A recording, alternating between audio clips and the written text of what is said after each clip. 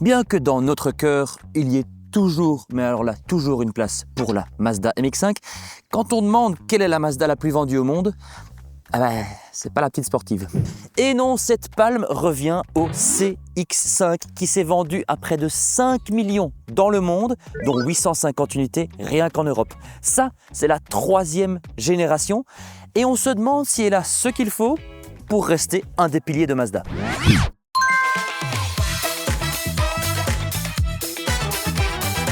Histoire de se donner la force pour ses ambitions, le nouveau CX-5 appuie sur 2 plans.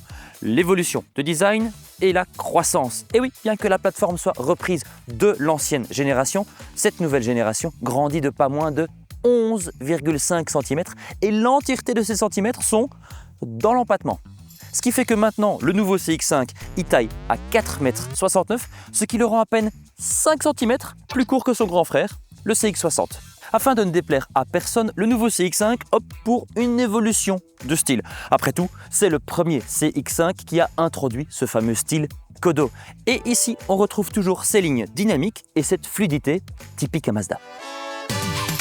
On retrouve toujours cette grande calandre typique de Mazda, mais ici, le nouveau CX-5 fait une sorte de mix entre l'ancienne génération et la nouvelle génération, celle qui est présente sur les Mazda 6e et CX-6e. Alors ici, c'est pas éclairé, mais on a toujours ce bandeau noir ici qui vient relier les feux à la calandre. D'ailleurs, en parlant des feux, on a la signature visuelle en 2L, mais ici, ils sont décalés. Sur les flancs, on a toujours cette fluidité du design Kodo de Mazda, la vitre de custode qu'on reconnaît de tous les CX-5 et on arrive à la partie arrière qui met en évidence la croissance du CX-5 avec cette lunette arrière qui est bien plus verticale, les feux qui reviennent sur le haillon et évidemment le nom Mazda car de nos jours, un logo ça suffit plus.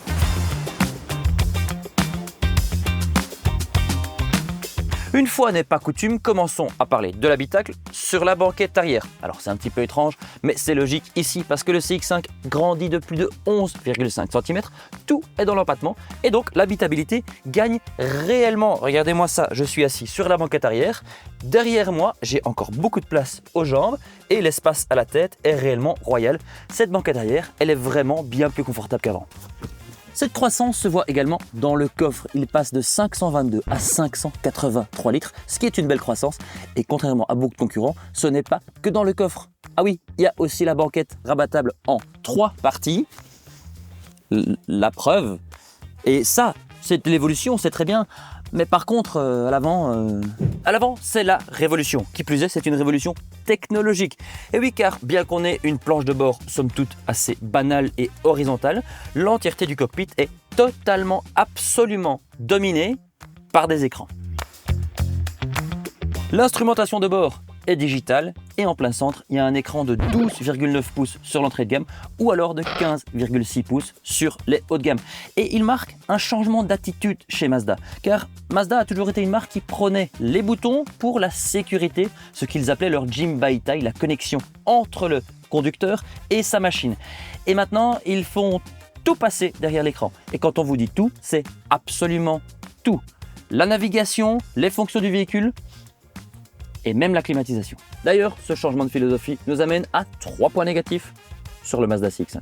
Quand on vous dit que tout passe par l'écran, absolument tout passe par l'écran, même le volume. Avant, on avait un bouton rotatif sur la console centrale, ce qui était bien pratique, mais Mazda a décidé maintenant de le loger dans l'écran, donc il faut appuyer sur l'écran et glisser quelque chose. Et la preuve, c'est pas facile à faire de manière souple. Et on se demande vraiment pourquoi ils ont fait ça. C'est juste de l'économie d'échelle pour économiser quelques cents. Et quand on demande à Mazda pourquoi ils ont fait ça, ils nous répondent vous en avez toujours un sur le volant. J'espère bien. Le nouveau CX-5 reprend peut-être le style de l'ancien, mais il ne reprend pas la finition, un élément dans lequel l'ancienne génération excellait. Maintenant, on a des plastiques durs sur le dessus des portières, devant la casquette de l'instrumentation de bord et sur la console centrale. Sous le capot, Mazda fait table rase. Il n'y a plus qu'un seul moteur et une seule boîte de vitesse. On passe de 2 litres à 2,5 litres, mais la puissance perd 24 chevaux. Cherchez l'erreur. Heureusement, tout n'est pas négatif. Voici 3 points positifs sur le nouveau CX-5. On vous a déjà parlé du coffre du nouveau CX-5, mais on y revient car c'est vraiment un point positif. En plus du fait qu'il grandisse, il est surtout bien pratique. Il est assez grand, assez carré, la hauteur de chargement n'est pas trop haute et en plus de ça, il y a des gâchettes pour abaisser la banquette arrière. On a beau pleurer la perte totale de boutons physiques, il faut dire que l'écran, c'est quand même une sacrément bonne chose. Et cette bonne chose, c'est la navigation Google. Alors, ici, comme vous le voyez certainement, il y a un petit souci de connexion Internet. C'est parce qu'on a eu cette voiture-ci en avance pour faire la vidéo. Et elle n'a pas encore reçu la dernière mise à jour. Mais on peut vous assurer que quand ça marche, c'est l'un des meilleurs systèmes de navigation du moment. En plus de ça, c'est super rapide, c'est super précis. Et aussi, bientôt, il y aura l'assistant Gemini de Google. Oh là là! Et puis, il y a un autre point positif assez inattendu qui rend le CX-5 encore plus intéressant et ça c'est son prix. Alors on y reviendra un peu plus tard dans la vidéo avec tous les détails, mais ce qu'on peut vous dire c'est que son prix se rapproche plus de celui d'une Dacia que d'une Toyota. On vous le disait, il n'y a plus qu'un seul moteur sous le capot. Mazda dit adieu à l'ancien 4 cylindres de 2 litres et il le remplace par un autre 4 cylindres mais ici de 2,5 litres et il produit 141 chevaux. Alors c'est moins que l'ancien 2 litres, c'est même sacrément moins que les anciens 2,5 litres de la Mazda 6 et du précédent CX-5. Mais Mazda a fait un choix conscient, ils nous le disent, ils l'avouent que c'est pour améliorer l'efficience et réduire la consommation. Alors bien que Mazda nous parle d'efficience, il n'associe pas ce moteur-là à une boîte CVT, à une boîte manuelle ou même à un système hybride fabuleux. Il n'y a qu'une micro-hybridation 48 volts et la seule boîte disponible, c'est une boîte automatique. Qui plus est, c'est l'ancienne boîte 6 rapports de l'ancien CX-5.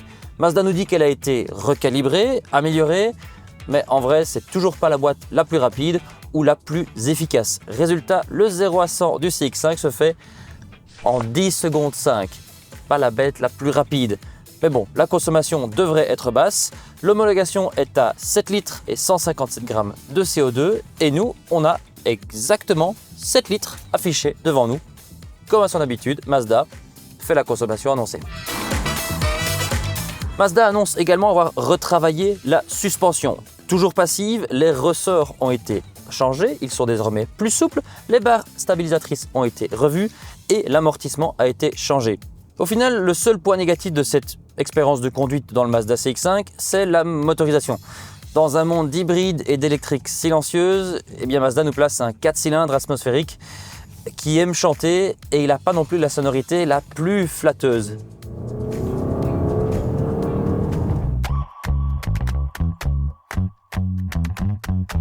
Un moteur un peu bruyant, une boîte auto de série, un confort en hausse, mais aussi une finition qui fait un petit pas en arrière. Voilà ce qu'on peut retenir du nouveau Mazda CX-5.